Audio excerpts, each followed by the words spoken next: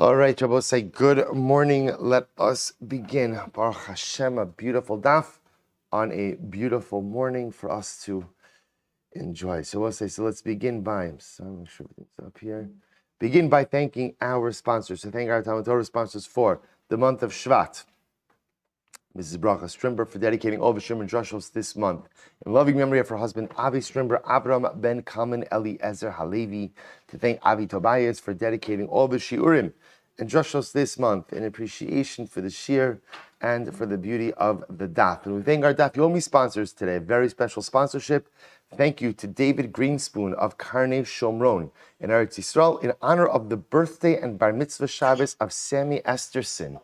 Incredible. And with thanks for 50 years. Wow. 50 years of friendship and for telling me about the Daf Yomi. Yashikach. Wow, beautiful. First of all, always special to have a sponsorship. I just want to tell you, here's the beauty of the Daf. If you look at this again today, just today, we have a sponsorship. Mrs. Strimber's in Baltimore. Avi Tobias is in New Jersey. David Greenspoon, Eretz Yisrael. You know how beautiful it is. This is the beauty of learning the daf. This is the beauty in general of learning Torah, but especially the daf is what else brings so many people from so many different parts of the world together, if not the Ribono Shel Olam's Torah. That sometimes we don't realize it, that when we learn, we're actually doing our part in fostering the bonds of Achdus and Klal Yisrael as well. So really, really beautiful. And Sammy, happy birthday. Happy birthday. May have Esim Shalom Tovos. Well, so with that, let us begin. Beautiful, beautiful daf ahead of us today. Today's daf is Chav Vav 26. We are picking up on Chav Hamid base 25b. And we are picking up at the two dots. Berkas Kohanim Nikrin V'lo Metargemin. That's where it's a 2, 4, 6, 8, 10, 12, 14, 16 lines up from the bottom. So remember again, the Mishnah said, Berkas Kohanim Nikrin V'lo Metargemin. You could read Berkas Kohanim, but you don't translate it. My time, Rabbi said, this is incredible. Mishum Dechsiv Yisa. Because remember again, one of the Pesukim in Berkas Kohanim is Yisa Hashem Panav Elecha, which literally means Hashem will lift His countenance towards you. So Rabbi say, what's wrong with Yisa? This is absolutely incredible. Rashi explains the lashon of Yisa makes it sound like God is giving us favoritism. Look at Rashi for just a moment. Mishum Yisa Shelo Yom Rak Hakadosh Baruch Hu Nosei Lahem Panim Ve'enam Yodim Shekedai Hein Yisrael Laseis Lahem Panim. Both say this is beautiful. The lashon of Yisa sounds like undeserved favoritism. Undeserved favoritism. When in fact the Gemara says, Klal Yisrael deserves the brachas of the Ribono Shel Olam. Isn't that incredible? So you don't want people to think that HaKadosh Baruch Hu is just giving us something for free. Don't want people to think that HaKadosh Baruch Hu, he's giving us favoritism, so he's giving us bracha. No, Klal Yisrael deserves and has earned the bracha of Klal Yisrael. Therefore, again, Yisa, so you begin to see anything that could be misleading or misunderstood. We simply don't go ahead and translate. So you also see an incredible theme in this. In general, in life, you want to earn the things you get and not to rely on people's or HaKadosh Baruch Hu's generosity for that matter. Be deserving of brachas in life and don't go ahead and rely on HaKadosh Baruch Hu or your fellow man's generosity. So the story of David and Amnon is not read nor is it translated. Also we said in today's daf that the story of Amnon and Tamar is translated. Lokashya, Hadichsiv Amnon ben David, Hadichsiv Amnon Stama. The boss said we read the story of when Amnon rapes his half-sister Tamar, because David HaMelech's name is not mentioned in conjunction with that story. But with the part of the story where David HaMelech's name is mentioned, we do not go ahead and read or translate that part of the story out of kavod to David HaMelech. Tan Rabbanon. The boss said this is fascinating. The boss says sometimes the Torah uses very abrasive lashon. Very abrasive lashon. When the Torah uses a more abrasive lashon, we sometimes change that, or we change it. We have a Masorah. In other words, the Masorah is that we change that into a less abrasive word. Not change it in the writing of the scroll. We'll see examples of this, but rather again in the way we read it. For example, the Gemara says, Kigon yishkalena yishkavena. So we'll say, for example, in the Tochacha. So the Torah says, Isha ta'ares, the ish achar yishkavena. Right, or it says Yishkalena. Right, it says literally again, the Torah says that you talking about the tocha, the curses, you will betroth the woman and another man will take her. Yishkalena is a stronger lashon, so we change that to Yishkavena. Bapolim, Batchorim, Charyonim, Divyonim. So we'll say, so again, these are Bapolim, Batchorim is once again the tochacha, talking about the afflictions that we will suffer. So again, instead of using lashon of bapolim, Rashi says over here is lashon mafarshul lignai yosim shnehem beneka beisray. It's actually talking about hemorrhoids, but one is a bit more explicit about where the hemorrhoids are, and one is a bit more nuanced. Charyonim, divyonim. So we'll say over here, this is talking about in the Sefer Malachim, when talking about the great famine that took place in Yerushalayim, and speaking about the fact that people were eating literally the droppings of birds. So Charyonim, Divyonim, Charyonim is a stronger lashon, Divyonim is a softer one. Lechol es choreim v'lishtos es meimei shinehem, lechol savasam v'lishtos es meimei ragleihem. Okay, so we'll say, so once again, when describing famine and the fact that people were forced to consume their waste, so the Torah just said, we just change it to a softer lashon. Lemachraos, lemotzaos. Fine. Rabbi Yeshua ben Karcha Omer, lemachraos kishman. No, that last one, Rabosai, which is vayitzu es matzvas habal, vayitzu es beis habal, vayisiun lemotzaos adayom hazeh. So we'll say that last pasuk is actually talking about the avodah zarah of Baal. So the idea over here, the pasuk says, so the pasuk that we just vayitzu es, they destroyed the Baal. And they made the Baal ultimately again like into an outhouse. And I will say now the lashon of lemachraos literally means like a place where people defecated. So we read it as lemotzaos, a place where people relieve themselves. It's just a softer lashon. To which the Gemara Reuben Karcha says, no. That's actually one we don't change. Why don't we change that? Lemachraos kishman mepnei shu ginai la'avodas kochavim. Ultimately, again, I will say because that pasuk is actually talking about idolatry, and when it comes to idolatry, we have no problem using very disparaging lashon. So therefore, we keep it. So I will say, based on that, listen to this. Amrav Nachman, call it senu sasira. In general, I will say leitzanas, right? Leitzanas, speaking, right, acting or speaking in a mocking fashion. That's a better word for leitzanas, not mocking. Leitzanas, Mocking. Okay, but leitzanis means like, right? Because you could be disparaging, but that's not. Leitzanis is like disparaging in a mocking fashion. Right? To mock in this. No, disparage in a mocking fashion. So in general, leitzanis is aser. Very important to know. Leitzanis is aser, says the Gemara. Chutz bar militzanusa davalis kocham deshari. With the exception of the leitzanis when it comes to idolatry. When it comes to idolatry, you are permitted to go ahead and speak and act in a disparagingly mocking fashion or a mockingly disparaging fashion. Tichsiv, so the Gemara gives an example of this. Kara bal, karas nevo, uksiv karsal kara yachtav, v'lo yochlu malat masa. The Navi itself, when describing idolatry, describes idolatry as something that's unable to hold its bowels. Right, that it's defecating out of control, right? Like an incontinence, like a theological incontinence. So the fact that the Navi describes it that way is to purposely be disparaging towards avodah zarah. Rabbi Yanai Amar Mehacha leeglos beis on yaguru shachin shomron ki evel alav imo v'chamarav alav yagilu al kavodo ki gala mimenu al tikri kavodo. Don't read kavodo, which means honor ella kevedo. Once again, I will say it's interesting that all of these psukim are highlighting almost like an incontinence by avodah zarah. So you see from here that the Navi itself is speaking in a disparaging way about avodah zarah. So therefore, even though normally leitzanas is aser, when it comes to avodah zarah, it's mutar. The boss says it's actually pretty amazing. Amrav Huna bar Manoach Mshei Rav Acha Breid Rav Ika Sharili lebar Yisrael lemeimar laoved kochavim. A Jew is permitted to say to an idolater, Shaklei la'avodas kochavim. Take your avodas kochavim, va'anchei b'shin tav shalo. Take your idolatry and put it in your shin tav. Now I will say, it actually means exactly what it sounds like. Hey, so I will say, the Maharsha says, shin tav, yep, that's it. Take your avodah zarah and put it in your shin tav. So the Gemara says, Amrav Ashi hype. So I will say, I just want to point out over here, what does this mean, right? We're so makbid about how we talk. And again, the Gemara itself just said, By the way, leitzonis is aser. You're not allowed to speak in a mocking fashion, but you could tell an ovid avodah zarah. But why do I feel like this is going to become a widely used phrase, right? Though, right? So you could tell. You can go ahead and tell it ovid avodah zarah. Take your avodah zarah, put it in your shin tov. I will say, Chazal are trying to highlight something very important over here, which is, and by the way, Rashi points out what's shin tov. So first of all, Rashi says, Lashon v'chashufi shas ervas mitzrayim. Okay, so the Marashos is a bit more explicit. The idea is to put it in a place of nakedness. That's what it is. So the idea, so what is the Gemara trying to highlight over here?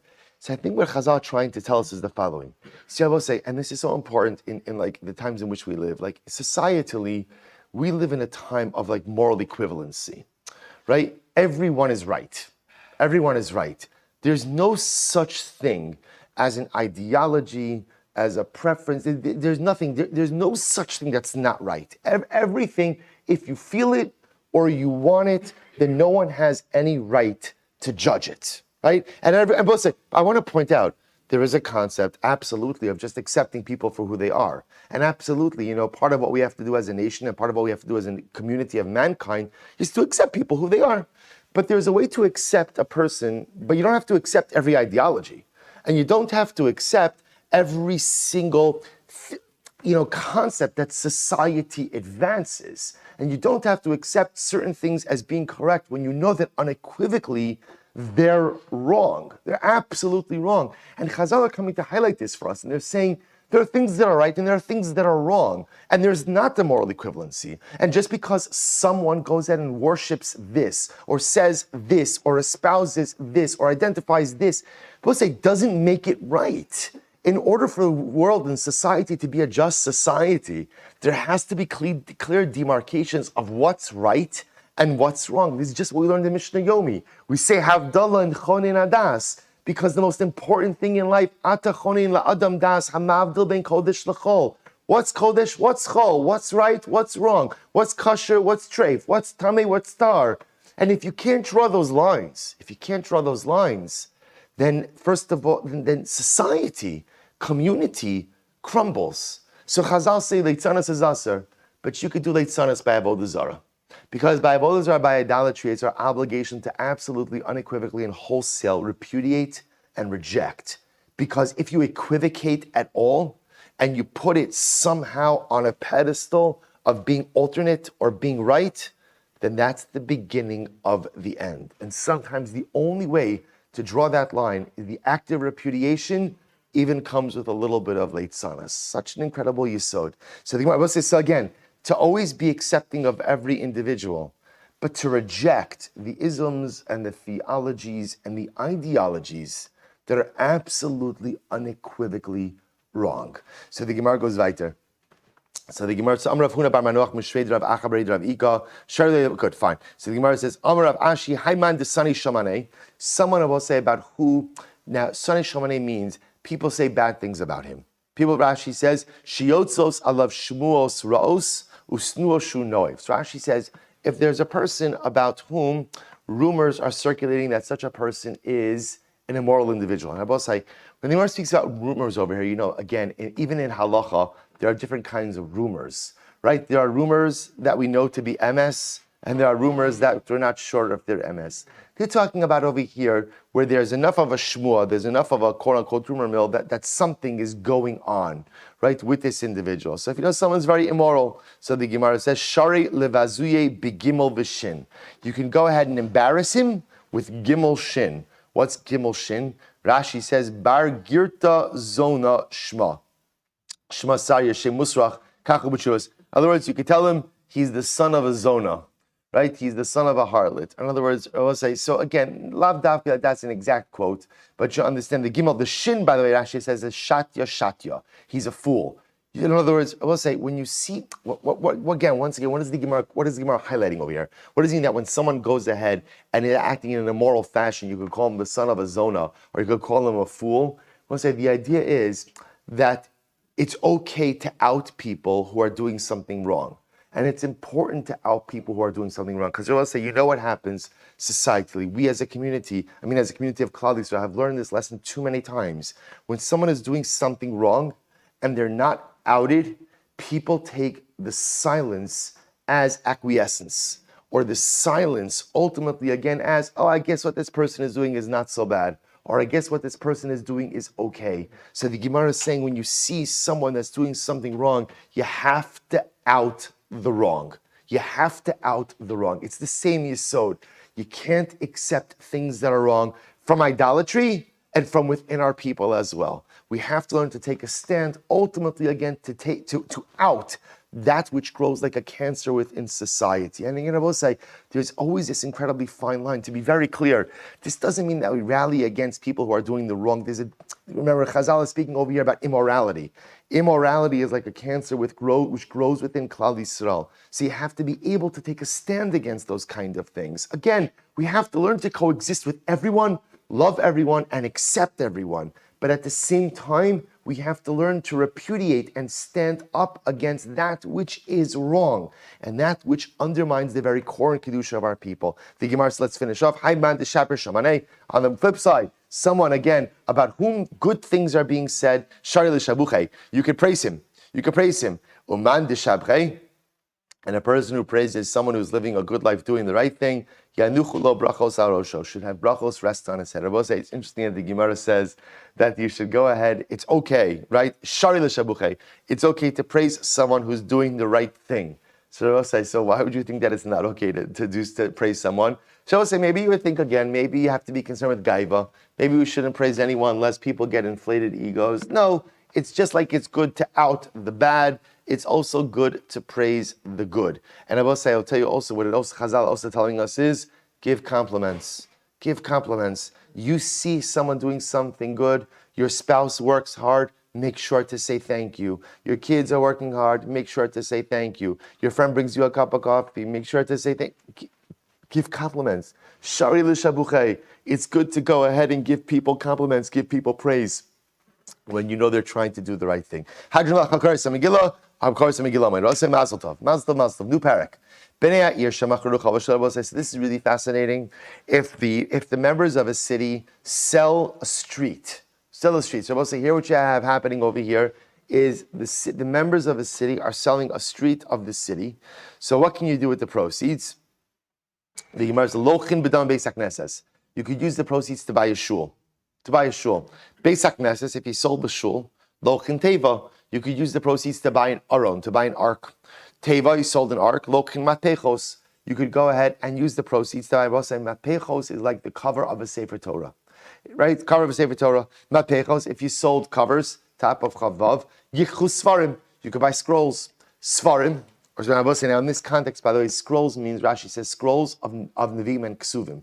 Svarim, if you sold scrolls of Nevi'im and Ksuvim, Lochin Torah, you could buy a Sefer Torah. So I will say, so again, the idea over here, as we'll see in the Mishnah, that when you go ahead and sell a davar shebekdusha, you sell an item that has sanctity, the proceeds can only be used to buy something of greater sanctity. Greater sanctity, that's the idea. So that's the progression in the Mishnah. So the aval, emachru Torah, but if you sold the Sefer Torah, lo yichchu svarim, you can't buy scrolls of Nevi'im and Ksuvim. Svarim, if you sold scrolls of Nevi'im and Ksuvim, lo yichchu matechos, you cannot go ahead and use the proceeds to buy covers for the scrolls.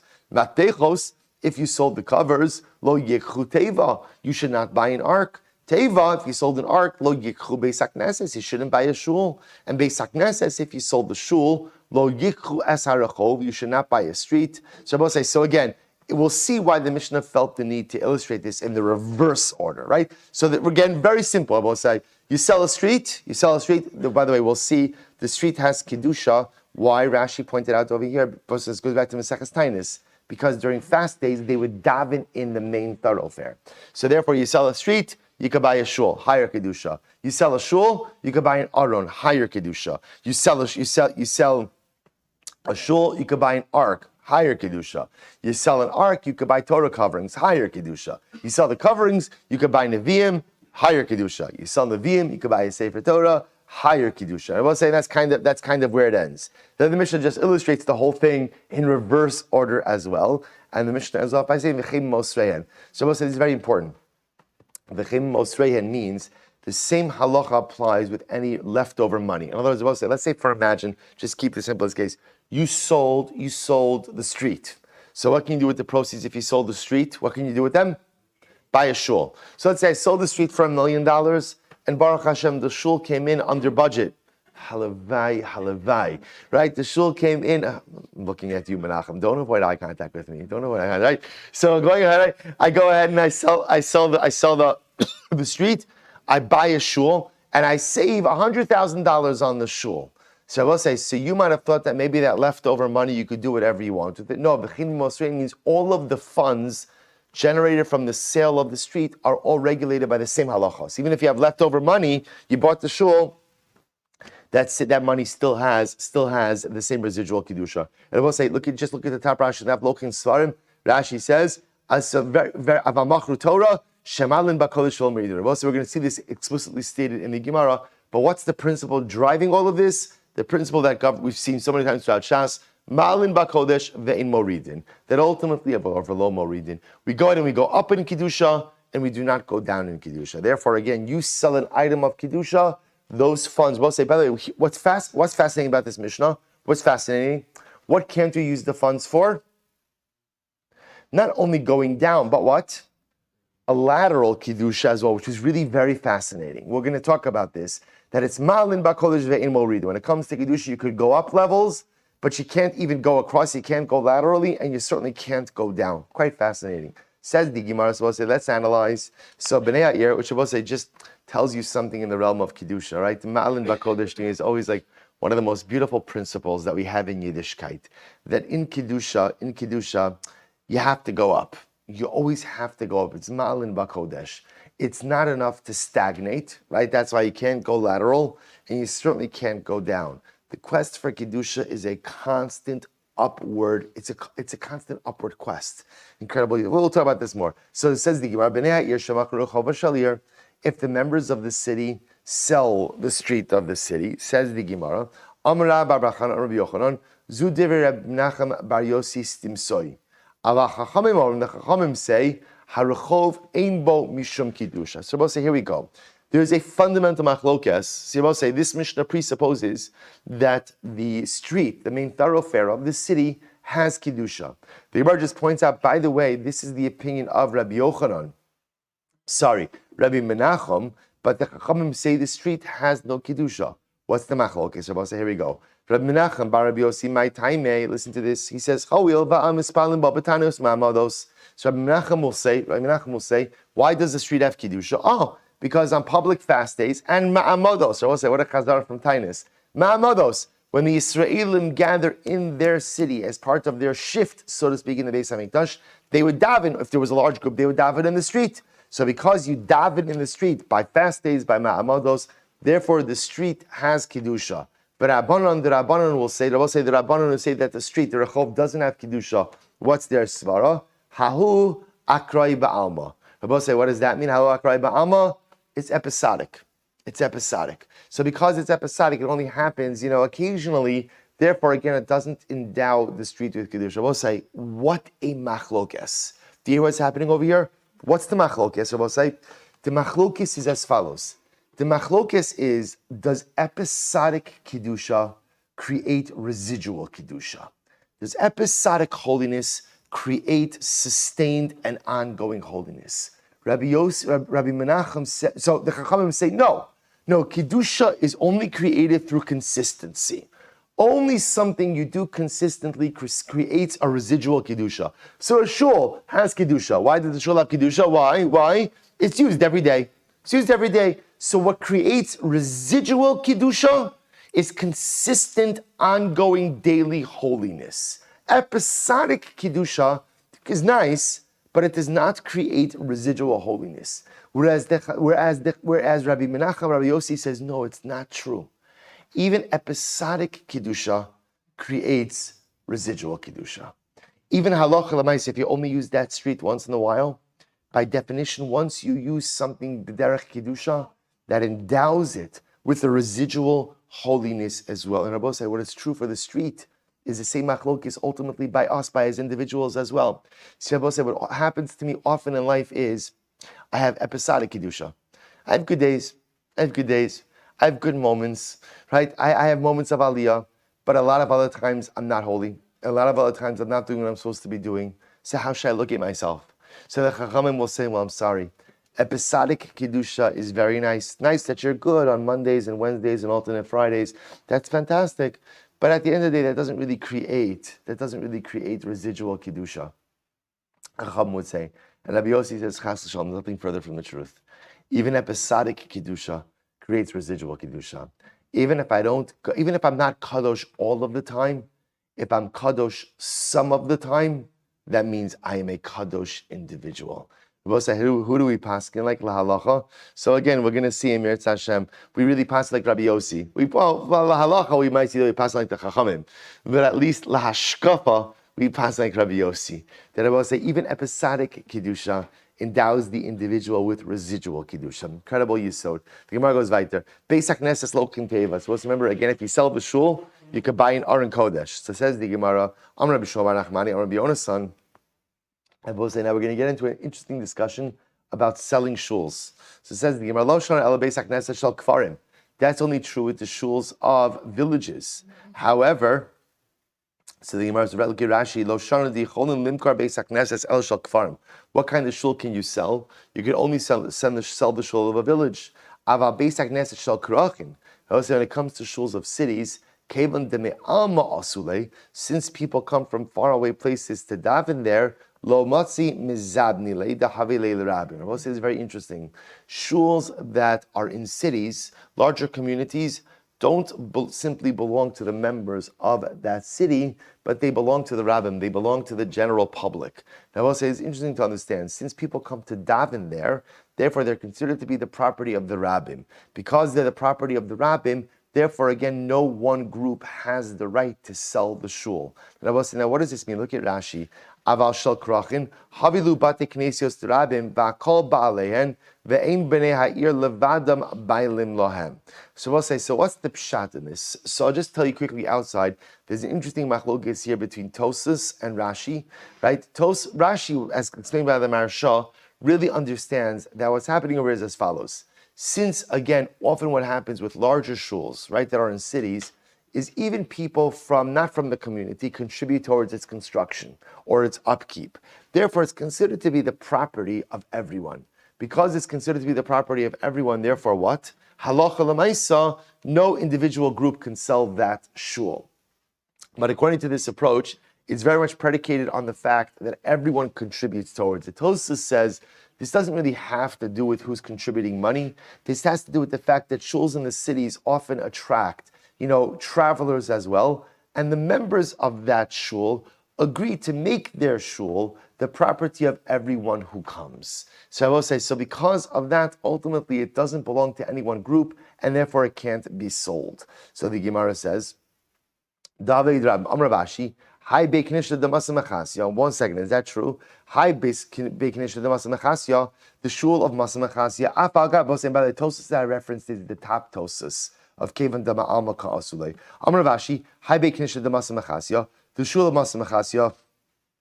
He says, Apagav de Me'alma Asu, even though people come from all over, Kevan da Adaita Didi Ka'asu. Listen to this. Rav Ashi says, since when they come from me. Rav Ashi was the Rav of the shul, right? They come to hear my shim, they come to hear my drashas. So therefore, again, Iba'ina mizabnina lei. Rav Ashi says, if I wanted to, I could sell the shul. So he was saying is, since ultimately they come from me, therefore by definition, it says if it's a shul owned by an individual and therefore can be sold. Good. Meisvei Amar Yehuda. Ma'aseh Beis HaKnesses shel Torsim Shai B'Yerushalayim. There was once the shul of the Torsim. I was like, who are the Torsim? Rashi says, Tzarfei Nechoshes, the copper workers. Copper workers shul in Yerushalayim, Shemachru Rabbi Eliezer. They sold the shul to Rabbi Eliezer. Va'asaba kol tzarchav. And Rabbi Eliezer, he repurposed it. In other words, he didn't use it as a shul, he used it as whatever. So the Gemara says, I baha hasam the krachava. But that's an example of a shul in a city. And it also made a very interesting distinction. That when the Mishnah says you could sell a shul, what type of shul we're talking about? What type of shul? A village shul. Right? A shul in a small community where the shul is the property of the city people. So therefore, again, the city, right, the villagers could sell the shul. but a shul in a larger city is considered to be the property of the rabbim. And by the way, that rabbim even means what? People even outside of that particular city, and therefore it can't be sold. So how are they able to sell the Tarsiim shul in Yerushalayim to Rabbi Eliezer,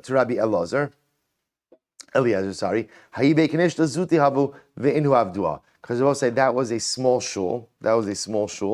And the members of the shul ultimately, again, are the ones who created it. So in other words, they both say, what the Gemara is introducing it to us is, you can have what's called a small shul, right? A small and an individually held shul, even in a large city, if that is the way it is constructed, if that is the way it's created. Meisvei, so we'll say, the pasuk says, Bebeis eretz achuzaschem. So we'll say, so what the Gemara is highlighting over here is ourselves. We essentially have three models. Village shul, which can be sold by the villagers. City shul, which is open to the rabbim and therefore again really considered to be the property of the rabbim, and the rabbim means even the people outside of that particular community. And again, this is based on the logic of Tosas. The Tosas says that when you build a shul in the city, you have in mind that this is like a Klal Yisrael shul, therefore belongs to Klal Yisrael, therefore it can't be sold. And then a small shul, dafka made by a particular group, for a particular group, even in a larger city, which can be sold. So is the kasha meisvei, the base eretz achuzaschem. So I'll say the pasuk over here is talking about saras. Saras habatim. When you come to Eretz Yisrael, the pasuk says, and I will give you negat saras base eretz achuzaschem. I will visit saras. I will say the lashon is very important. The base in a home, eretz in the land achuzaschem. That is your inheritance. So the Gemara said, listen to this. So the Gemara says, "Achuzaschem b'tayim b'negoim." Only things that become your inheritance are stricken with saras. Ve'in Yerushalayim b'tayim b'negoim. The Bible says incredible. Yerushalayim never gets saras. Now we'll see why that is in just a moment. Why is that? Rabbi Yehuda, ani lo shamati ela makom mikdash bilvad. Rabbi Yehuda says, no. I only heard that the only place that's not afflicted by saras is the makom hamikdash. So so now what's the pshat? Let's talk about this. Beitz eretz achuzaschem. Achuzah rabosai means something you own. What the Gemara is suggesting over here is that halacha l'maisa Yerushalayim, we're going to see, was not owned by anyone. It was the property of all of Klal Yisrael. Comes along Rabbi Yehuda and he says, I only heard it's the Beis Hamikdash. The Beis Hamikdash can't get saras. Why? Because ultimately, again, it's not owned by anyone.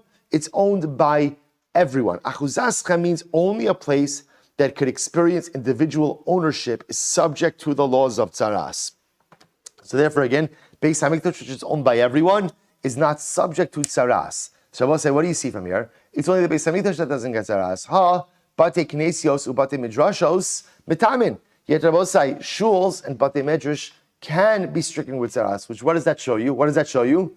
That ultimately, again, shuls and bate medrash can be individually owned. If they can be individually owned, then what? They can be sold. So the Gemara says, Amai, hadikrachin havu. What about the shuls and batei medrash of cities, which we just got finished saying are publicly held, and therefore also shouldn't be subject to saras? To which the Gemara says, Rabbi Yehuda, so rather you're right. Reframe, what did Rabbi Yehuda say? Ani lo shamati ela makom mekudash bilvad. Rabbi Yehuda didn't mean to say makom mikdash. He meant to say makom mekudash. Any sanctified place. Batei medrash, right? So base medrash, shul, Beis Hamikdash, any of these types of places which are publicly held places, right, owned by the rabbim, are not subject to the laws of tzaras.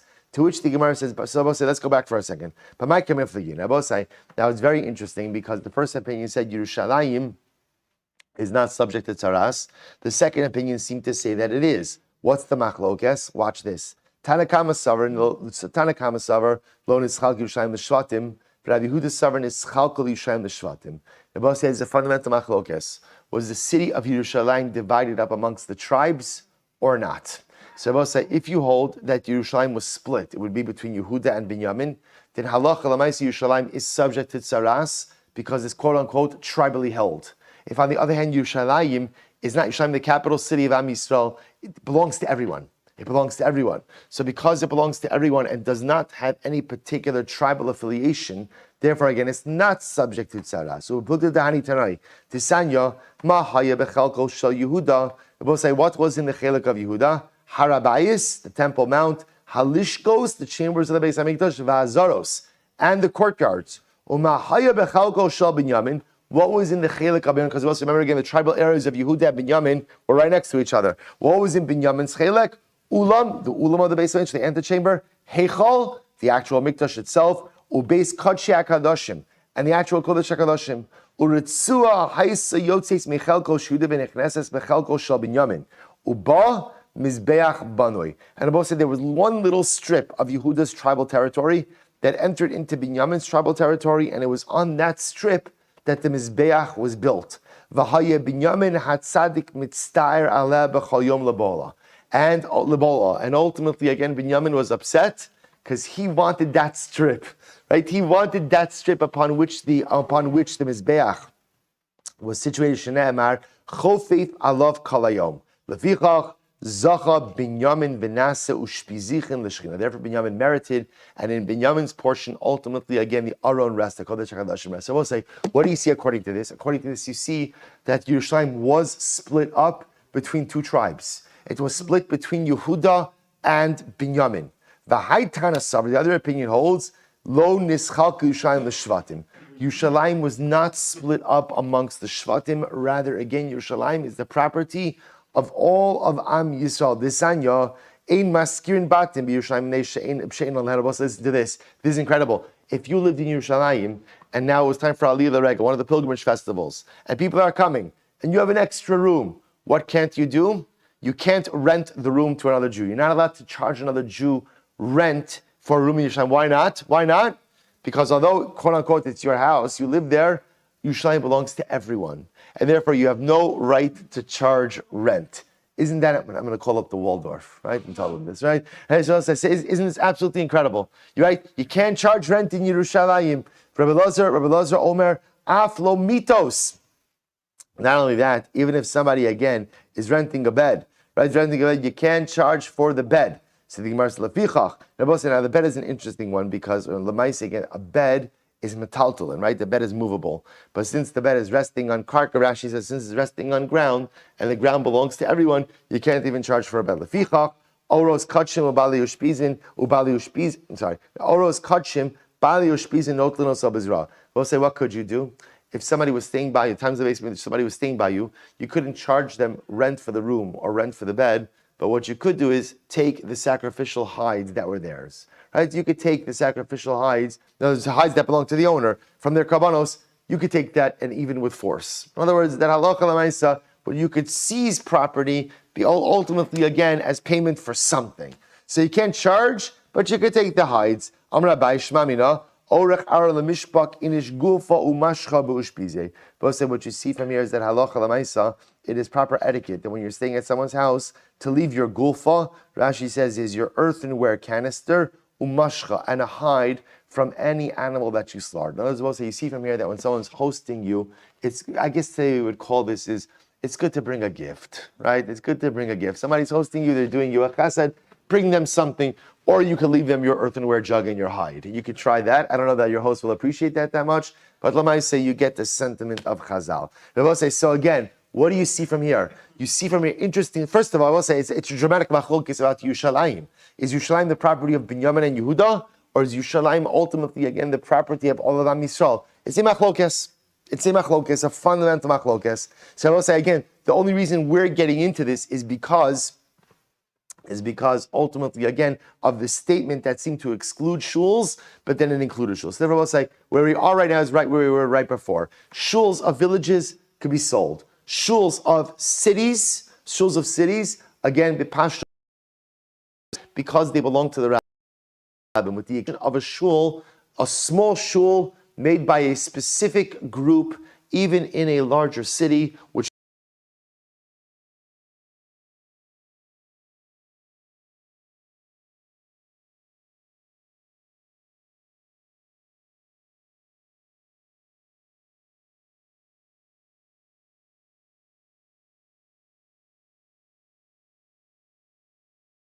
from the Mishnah is as follows. When you sell a shul, the money, the proceeds from that sale, still retain the same kedusha of a shul. It's just the sanctity is transferred from the building, ultimately again onto the money. That is only true. That is only true when when ultimately, again, the shul was not sold by the 7 elders of the city in the presence of the members of the city. However, if the 7 elders of the city went ahead and sold the shul in the presence of the entire city, then ultimately, again, what can you do with the building? Afilu l'mishtaba shichra, right? Afilu l'mishtaba shichra shabbat. You can even use the proceeds to buy a tavern, right? To buy a bar, to buy a pub. Now, both say the idea is as follows. The idea the Gemara says is that if the sale of the shul takes place in the presence of the entire city, you could deconsecrate the shul. There is a way to see it. The Mishnah is talking about stam sale. The proceeds, the money retains the same level of sanctity, and therefore, again, could only be used to purchase something of higher kedusha. But if the entire city essentially participates in the sale, you could deconsecrate the structure. And if you deconsecrate the structure, then the proceeds can be used for what? For what? For whatever you want. Says the Gemara, Ravina hahu tila debei kinishta. This is very interesting. So Ravina had Rabbi say tila debei kinishta. He owned an old shul that had fallen into a dilapidated state. Right? Literally, tila means a ruin. Asla came Ravashi. Came before Ravashi. Amar le mahu le mizra. Can I go ahead and essentially turn it into a field? Right? In other words, can I plow it? It's not being used as a shul, it's a ruin, right? It's a former shul that's a ruin. Can I go ahead and plow it? Can I plant it? Yes, but go and officially purchase it. Go and officially purchase it from the 7 elders of the city in the presence of the entire city, and that effectively deconsecrates the shul. So I'll say, Rami bar Abba, Havile bani bekinishta. So the Gemara says, Havio kinishta atika. So have a baila mistere, ula asuye livne ukashure mine v'luye hasam. I will say, listen to this case. Rami bar Abba wanted to build a new shul, but he also had an old shul. So what did he want to do? He wanted to knock down the old shul so he could use the building materials from the old shul in order to at least partially construct the new shul. So we'll see here what's happening over here. He wants to demolish an old shul in order to use the materials to build a new shul. We'll say, now watch this. Watch this. So the Gemara says, Yosef ekami baile hadr of Chista. So he pondered the 5 of Chista. Let's listen to this. Summer of Chista. This is halacha.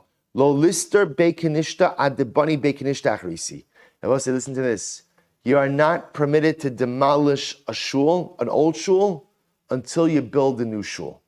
Right? Right, we're covered, right? Right, so I'll say, right, you're not permitted to demolish an old shul until you build a new shul. Now, why is that? Hasa mishum pshusa.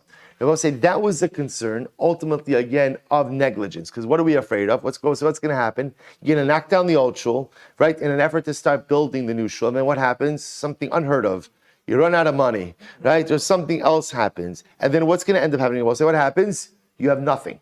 You have nothing. So therefore, again, the halacha is, you can't knock down an old shul before you build something new.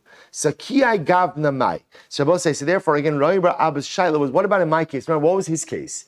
His case was, he wanted to knock down an old shul. He didn't yet have a new shul. But why does he want to knock down the old one? Why? Why? Because he wants the materials. So both say, in this case, he literally wants to use the materials of the old shul in order to build something new. That was his shaila. So what's the halacha in this case? So he went before Rapapa said, no, it's aser. It's aser. Because the halacha is, you can't go and knock down an old shul until you have a new shul ready. Like Rav Huna he went before Rav Huna. Rav Huna also said it's aser. So we'll say, so therefore, again, they paskin for him aser. Even though, again, I understand why you want to do it, still the halacha, the concern about negligence applies, and therefore you can't knock down the old shul until you have a new shul. Amirava, hi bekinishte chilufa vizabuna. So the Gemara says, look at Rashi for just a moment. Hi bekinishte chilufi vizabune. Chala kidushasa ala chaluf or ala damim v'yotze min hakidush lishnamisha. So we'll say this. So hi bekinishte chalfuha vizabuna shari agrua umashkuna aser. So if you look at Rashi, Rashi says over here as follows: Chalufe vizebune, chala kidushas ala chiluf o ala damim v'yotza min hakidusha lehishtamishbo. So I will say, if you go ahead, hi bekinishta. So I will say, if you go ahead and you sell it, right? If you sell it, so ultimately, again, once you sell it, Rashi says over here, yotza min kidusha lehishtamishbo. ultimately, again, the Kedusha is no longer on the building. Agrua umashkuna, but if you just rent it out, Asr, you are limited as to what you could use the structure for. My taima, bikdusha sakai. Ultimately, again, it's Kiddush remains, which I both say is a very simple idea. When you sell a shul, when you sell the building, right? So what did the Mishnah teach us? The sanctity essentially leaves the building and is transferred to what? To the funds. Unless, of course, you sell it in front of the 7 elders, fine. But in a general case, when you sell the shul, the sanctity transfers to the money, and the structure itself, therefore, is deconsecrated. And therefore, you can do with it whatever you want. We'll see limitations on it. You can do with it. However, if you rent out a shul, let's say you rent a shul, right? I'm no longer using the building. I want to rent it. There are limitations as to what you could do with the structure. Why? Because halacha l'maaseh, again, in a rental state, the structure still retains its kedusha. So therefore, the Gemara goes weiter. Livni nami chilufinhu v'zabinu shari ozvinhu aser. So I will say Livni Rashi says Levinim shall basically. What about if you have bricks that are used for a shul, right? So bricks themselves also, if you go ahead and you exchange them and you sell them, they lose their kedusha. You use them for whatever you want.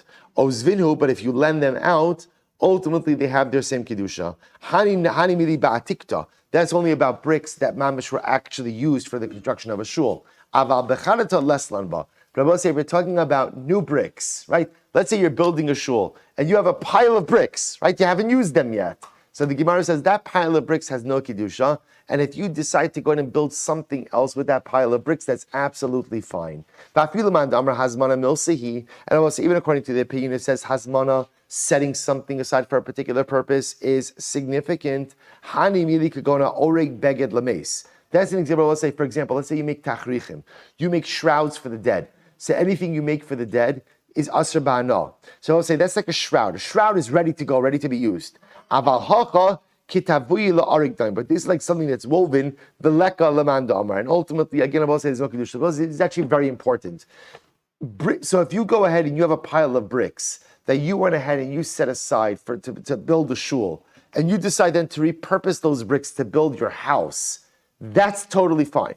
That's totally fine. Because the act of designation of bricks for a building project does not go ahead and endow it with kedusha. Why? Because a brick is an unfinished product. When is designation purposeful? When it's designation of a finished product. So for example, if you make tachrichim, you make shrouds, burial shrouds for the dead, those are considered to be set aside for use for the dead and therefore cannot be repurposed.